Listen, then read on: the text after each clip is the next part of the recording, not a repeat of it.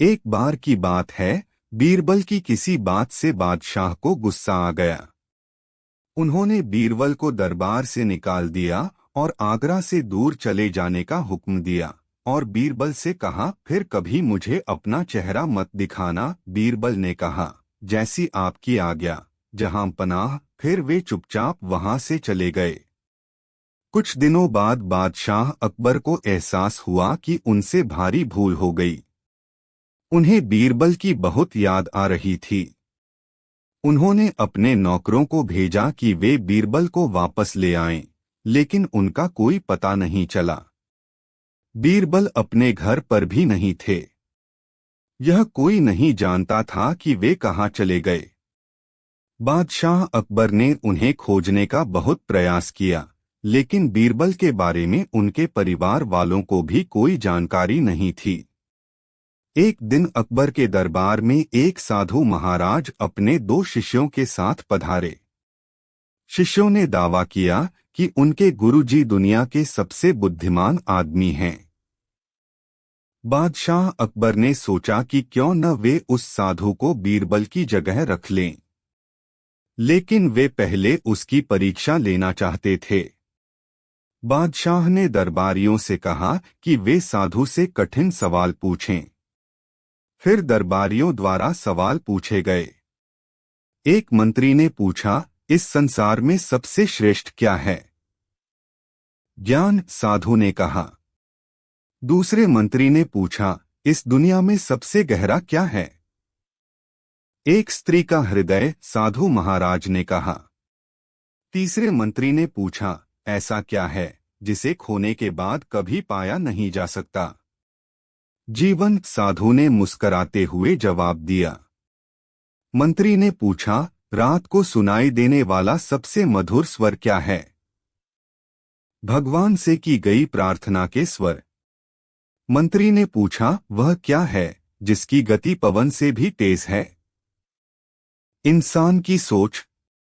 मंत्री ने पूछा, इस धरती पर सबसे मीठा क्या है? एक बालक की मुस्कान। इस तरह सभी मंत्री बारी बारी से सवाल पूछते रहे और साधु महाराज फटाफट सभी प्रश्नों के उत्तर देते गए। सभी दरबारी वाह वाह करने लगे। बादशाह अकबर ने सोचा कि उन्हें साधु से खूब कठिन प्रश्न करना चाहिए, इसलिए उन्होंने उस साधु से पूछा, किसी राज्य को चलाने के लिए कौन सा गुण होना चाहिए? चतुराई, साधु ने कहा। फिर बादशाह अकबर ने साधु से दूसरा सवाल पूछा, एक राजा का सबसे बड़ा दुश्मन क्या है? उसका स्वार्थ, साधु महाराज बोले।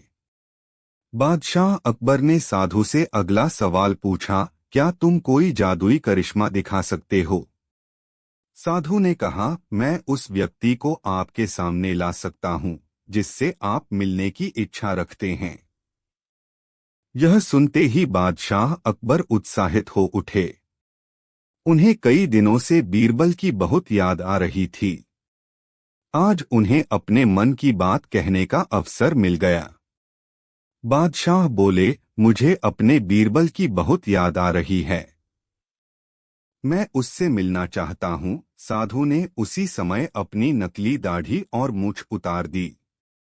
बीरबल ही साधु के वेश में वहां आए थे। समस्त दरबारी बीरबल को देखकर चकित रह गए। बादशाह अकबर अपने बीरबल को अपने सामने देखकर खुशी से झूम उठे। उन्होंने बीरबल के सहायक बने शिष्यों को भी इनाम देकर दरबार से विदा किया। पिछली बहस के बारे में न तो बादशाह अकबर ने कुछ कहा और न ही बीरबल कुछ बोले।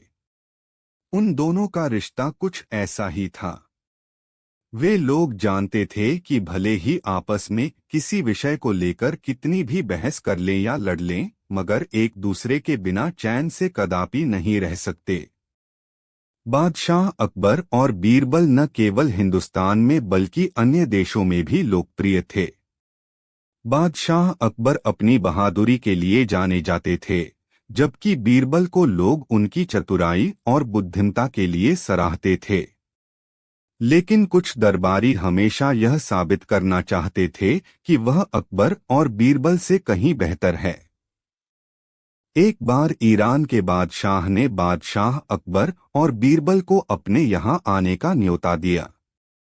ईरान के बादशाह ने भी बादशाह अकबर और बीरबल के किस्से सुने थे, हालांकि उन्हें उनके ऊपर भरोसा नहीं था। उन्होंने सोचा कि जब तक किसी बात को अपनी आंखों से ना देख लिया जाए उस पर भरोसा नहीं करना चाहिए। वे कानों सुनी बात पर विश्वास करने वालों में से नहीं थे। उन्होंने निर्णय किया कि वह बीरबल की चतुराई की परख करेंगे। ईरान के बादशाह द्वारा भेजा गया निमंत्रण बादशाह अकबर और बीरबल ने स्वीकार कर लिया। जब वे दोनों ईरान के बादशाह के महल पहुंचे तो उनका शाही स्वागत किया गया। उन्हें बहुमूल्य रत्न, राजसी वस्त्र तथा अन्य उपहार भेंट में दिए गए। जब बादशाह अकबर और बीरबल शाही दरबार में गए तो उन्होंने देखा कि वहां 6 लोग एक साथ खड़े थे, जिन्होंने ईरान के बादशाह जैसी पोशाक पहन रखी थी। अब बादशाह अकबर के लिए यह पता लगाना मुश्किल हो गया कि ईरान के असली बादशाह कौन है, क्योंकि वे सभी बादशाह की पोशाक में थे। बादशाह अकबर ने उलझन भरी निगाहों से अपने मंत्री बीरबल की तरफ देखा। उन्होंने आंखों ही आंखों में बीरबल को संकेत दिया कि उन्हें ईरान के असली बादशाह का पता लगाना होगा, वरना शाही दरबार में उन दोनों का अपमान होगा। बीरबल ने बहुत बारीकी से उन व्यक्तियों को देखा और एक व्यक्ति की ओर बढ़ गए। वे उसके आगे जाकर और बोले, ईरान के बादशाह मेरा सलाम कबूल करें। वहां मौजूद सभी दरबारी हैरान हो गए। बीरबल बादशाह को पहचान लिया था, जबकि उन्होंने इससे पहले ईरान के बादशाह को कभी नहीं देखा था। अकबर ने बीरबल से कहा, मैं बड़ी उलझन में था कि असली भाषा को कैसे पहचानूं। फिर दोनों बादशाहों ने बीरबल से यह सवाल पूछा कि उन्होंने असली बादशाह को कैसे पहचान लिया। बीरबल दोनों बादशाहों से विनम्रता पूर्वक बोले, जहांपना यह पहचान करना बहुत कठिन नहीं था। मैंने सबको देखने के बाद आपको बहुत ध्यान से देखा। मैंने यह पाया कि 6 लोगों में से 5 तो आपकी ओर देख रहे हैं ताकि आपके निर्देश का पालन कर सकें। उनमें से केवल आप ही आगे की ओर देख रहे थे और आपके चेहरे से एक बादशाह का आत्मविश्वास झलक रहा था। बाकी लोगों के चेहरे पर यह भाव नहीं थे। इस तरह मैंने जान लिया कि आप ही ईरान के असली बादशाह हैं। आशा करता हूं कि आप मेरे तरफ से संतुष्ट हुए होंगे। एक और बादशाह अकबर की आंखें गर्व और प्रसन्नता से चमक उठी तो दूसरी ओर ईरान के बादशाह को बीरबल की बुद्धिमत्ता से बड़ी खुशी महसूस हुई। वे बोले, मैं बहुत खुशकिस्मत हूं कि मैंने बीरबल की चतुराई और बुद्धिमत्ता का नमूना अपनी आंखों से अपने दरबार में देख लिया। अब यह सुनी सुनाई बात नहीं है। ईरान के बादशाह ने बीरबल को अपनी तरफ में अव्वल पाया और वे भी उनकी प्रशंसा करने लगे। उन्होंने बादशाह अकबर से कहा, मेरे मित्र, मैं आपके प्रिय मंत्री बीरबल की चतुराई और अक्लमंदी से बड़ा प्रभावित हूँ। वह बहुत ऊंचे पद के दावेदार हैं। बादशाह अकबर बीरबल की तारीफ करते हुए बोले, बेशक बीरबल के कारण मुझे सभी मामलों की बहुत अधिक चिंता नहीं करनी पड़ती, क्योंकि वह हर मामले को बहुत कुशलता पर संभाल लेते हैं।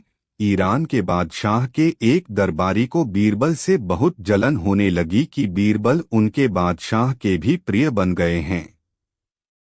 उसने सोचा कि क्यों न बीरबल के सामने एक चुनौती रखी जाए और उन्हें ईरान के बादशाह एवं अपने बादशाह अकबर के आगे नीचा दिखाया जाए। ऐसी स्थिति में उनका मान सम्मान धूमिल हो जाएगा। फिर ईरान के दरबारी ने बीरबल को तेज स्वर में पुकारा ताकि सारे दरबारी सुन सके। फिर वह बोला, बीरबल जी, आपको अपनी बुद्धिमत्ता पर बहुत घमंड है। मैं चाहता हूं कि आप मेरी दी गई चुनौती को कबूल करें और उसे पूरा करके दिखाएं। बीरबल ने कहा, जी, आप अपनी चुनौती बताएं। दरबारी बोला, आप 100 आसान प्रश्नों के उत्तर देना चाहेंगे या एक कठिन प्रश्न का उत्तर देना चाहेंगे? बीरबल ने पूरे आत्मविश्वास से कहा, आप मुझ पर एक कठिन प्रश्न पूछें। दरबारी ने कहा, यह बताइए, दुनिया में पहले मुर्गी का बच्चा आया या अंडा? बीरबल तुरंत बोले, दुनिया में पहले मुर्गी का बच्चा आया। ईरान का दरबारी बोला, बीरबल राजा, आपको अपनी यह बात साबित करनी होगी। आप कैसे कह सकते हैं कि दुनिया में पहले मुर्गी का बच्चा आया? बीरबल बोले, मेरे दोस्त, शायद आप भूल रहे हैं कि मुझे केवल एक ही कठिन प्रश्न का उत्तर देना था, और अगर आप दूसरी बात पूछते हैं तो वह दूसरा सवाल हो जाएगा। मैंने केवल एक ही प्रश्न का उत्तर देने की हामी भरी थी। ईरान का दरबारी अपना सा मुंह लेकर रह गया। उसे कोई जवाब नहीं सूझा। ईरान के बादशाह ने हंसते हुए बीरबल की पीठ थपथपाई और उन्हें सोने की मोहरें इनाम में दी। इसके बाद बादशाह अकबर और बीरबल ने ईरान के बादशाह से विदा ली। विदाई के समय ईरान के बादशाह ने बीरबल से पूछा, अब वापस जा रहे हैं? मैं आपसे पूछना चाहूंगा कि आप अपने बादशाह और मेरी तुलना किस प्रकार करेंगे? बीरबल बोले, जहांपना, आप चंद्रमा के समान हैं, परंतु हमारे बादशाह चौथ के चांद की तरह है। बीरबल का जवाब सुनकर ईरान के बादशाह को बहुत अच्छा लगा, जबकि बादशाह अकबर मन ही मन बहुत नाराज हुए। उन्होंने रास्ते में कहा, बीरबल, मैं हमेशा यह सोचता था कि तुम मेरे वफादार हो, परंतु मेरी सोच गलत निकली। तुमने ईरान के बादशाह को वह जवाब देकर मेरा अपमान किया है। तुम्हें वे मुझसे कहीं ज्यादा बेहतर और अच्छे लगे। बीरबल गंभीर स्वर में बोले, जहांपना, मेरी बात में छिपा अर्थ आपकी समझ में नहीं आया। मैं आपको समझाता हूँ, पूर्ण चंद्र तो हर दिन के साथ घटता चला जाता है, परंतु चौथ का चांद दिनों दिन बढ़ता रहता है। जहांपना, आपका सितारा लगातार बुलंद होगा। आप उनसे हर मायने में बेहतर है। अपने प्रिय मंत्री बीरबल के मुख से उसकी कही बात का अर्थ जानकर बादशाह अकबर बहुत खुश हुए।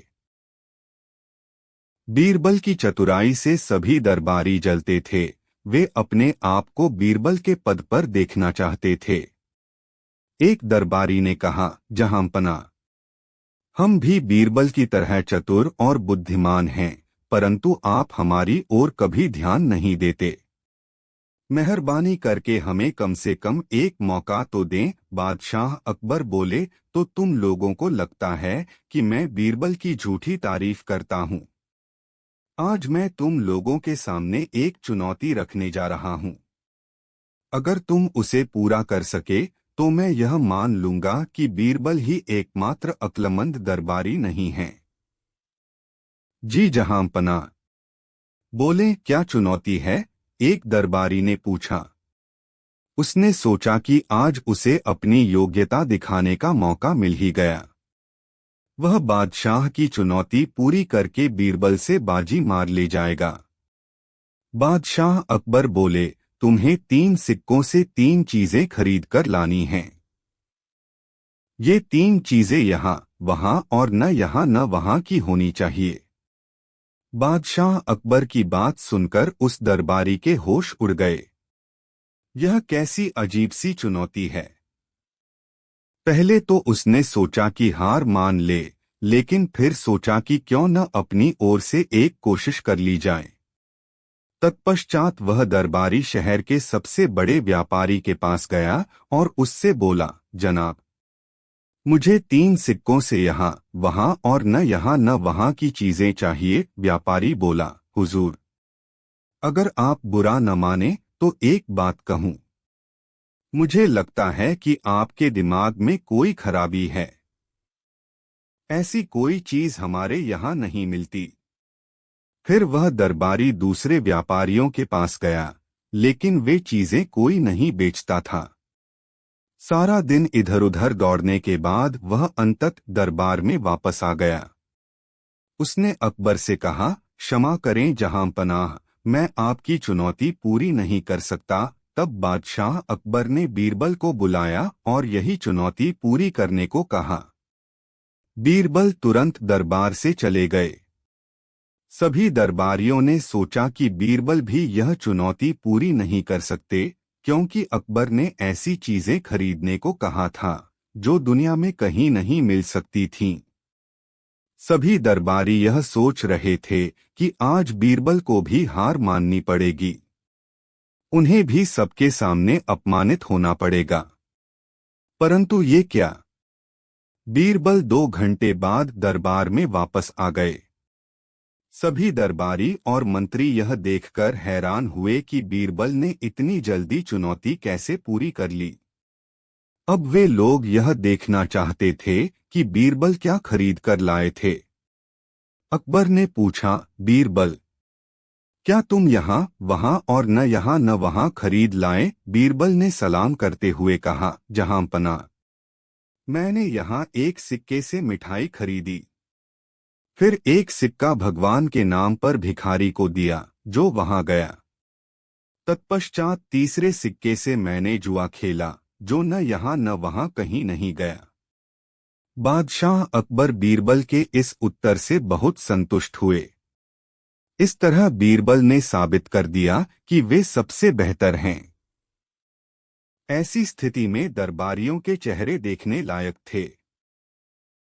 एक दिन बादशाह अकबर अपने दरबार में मंत्रियों तथा दरबारियों के साथ किसी गंभीर विषय पर चर्चा कर रहे थे। तभी दरबान ने आकर कहा, जहांपना, बाहर 3 व्यक्ति आए हैं, वे आपसे मिलना चाहते हैं। उन्हें अंदर भेज दूं? बादशाह अकबर ने दरबान से पूछा, वे लोग कौन हैं? क्या उनके बीच कोई झगड़ा हो गया है? क्या वे किसी परेशानी में हैं? उनसे पूछकर बताओ कि वे हमसे क्यों मिलना चाहते हैं। हम अभी दरबार की कार्यवाही में बहुत व्यस्त है। दरबान बोला, नहीं जहांपना, इनमें से कोई बात नहीं है, दरअसल वे आपके शाही सलाहकार करना चाहते हैं। दरबान की बात सुनकर अकबर चकित रह गए। उन्हें अच्छी तरह मालूम था कि किसी व्यक्ति की अक्लमंदी और चतुराई की परख कैसे की जानी चाहिए। उन्होंने दरबान से कहा, शाही सलाहकार बनने की इच्छा रखने वाले 3 व्यक्तियों को दरबार में पेश किया जाए। 3 व्यक्तियों ने दरबार में आकर बादशाह को सलाम किया। उनमें से एक ने कहा, जहांपना, आपने हमें दरबार में आने की अनुमति दी, आपकी बड़ी मेहरबानी है। हम आपके शाही सलाहकार बनने की इच्छा से यहाँ आए हैं। बादशाह अकबर को यह एहसास हुआ कि 3 व्यक्ति अपनी बुद्धिमत्ता के घमंड में चूर है। उन्होंने निर्णय किया कि वे उन्हें सबक सिखाएंगे। जय बोले, आप लोग शाही सलाहकार बनने के लिए यहाँ आए हैं, परंतु केवल आपके चाहने से ऐसा नहीं होगा। मैं आप 3 को एक चुनौती दूंगा और उसे आप 3 को पूरा करके दिखाना है। अब आप लोग एक रेशमी कपड़ा ले और उससे मुझे पूरी तरह ढक दें। याद रखें कि कपड़ा मुझे पूरी तरह ढक ले। फिर अकबर ने उन्हें एक रेशमी कपड़ा दिलवाया।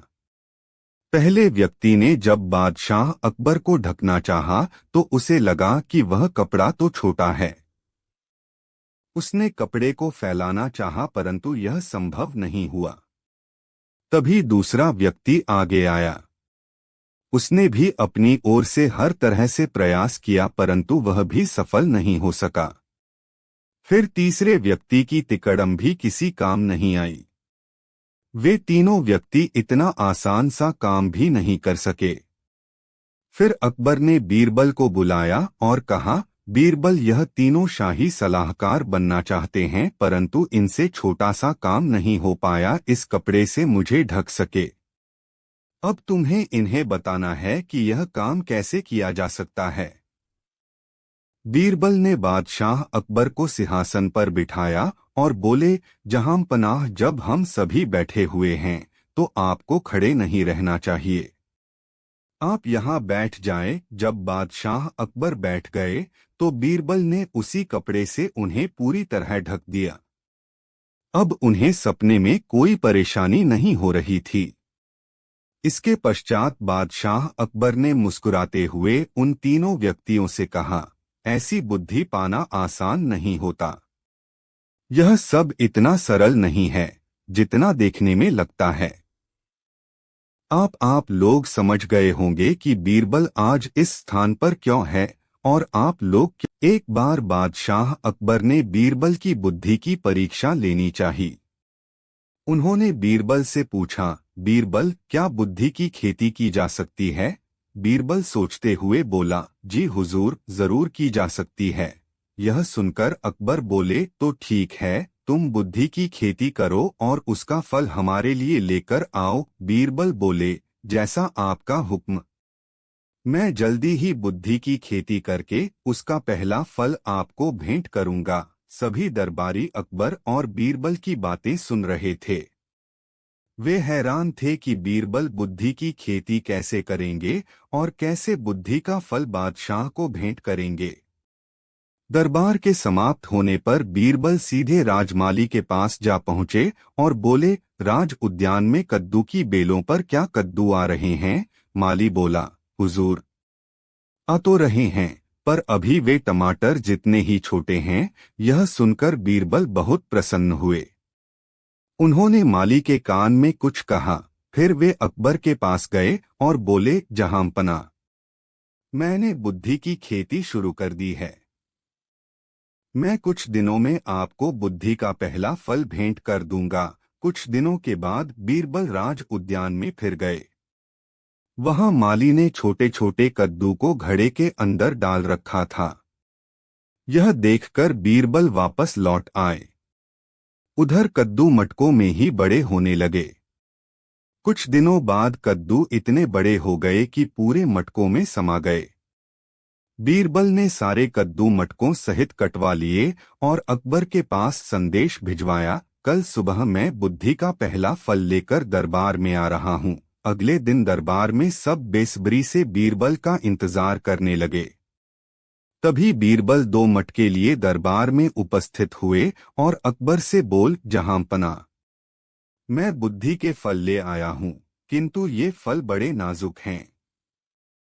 याद रहे, इन मटकों में से फल निकालते समय ध्यान रखिएगा कि न तो बुद्धि का फल कटे और न ही मटके फूटें। यह सुनकर बादशाह हैरान रह गए। उन्होंने मटके में झांककर देखा तो वे बहुत हंसे। वे बीरबल की बुद्धिमानी से बहुत प्रसन्न हुए। सभी दरबारी भी बीरबल की प्रशंसा करने लगे।